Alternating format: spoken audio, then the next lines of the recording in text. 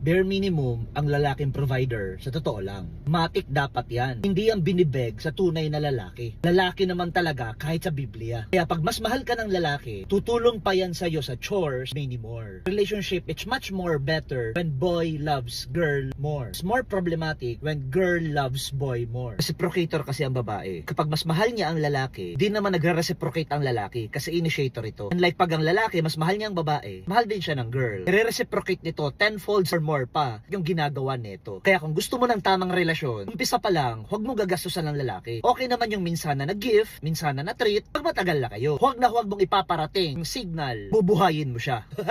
Para ma-attract mo ang lead provider na lalaki. Ang user at manipulative na lalaki, lalayas ka agad sa buhay mo. Hindi ka na nasayangan ng oras, resources, at emotions. Mga lalaki na hindi kayang tumayo sa sariling paa, ang mahilig lang naman dyan sa putang inang 50-50 yan. Kasi kahit na modern times na, hindi pa rin nanganganak ang lalaki. Babae pa rin na nanganganak. At isang beses lang nasasaktan ng lalaki kapag nagpatuli siya. Ang babae, habang manganganak, nagbubuntis, isang paa nasa hukay. Kaya nga sa babae binigay ang regla buwan-buwan eh. Hormonal and bodily changes. Tapos babanatan ka lang ng, alam mga bilihin ngayon, hindi ko kayang buhayin ng sarili ko. Tara, live-in tayo, tapos 50-50.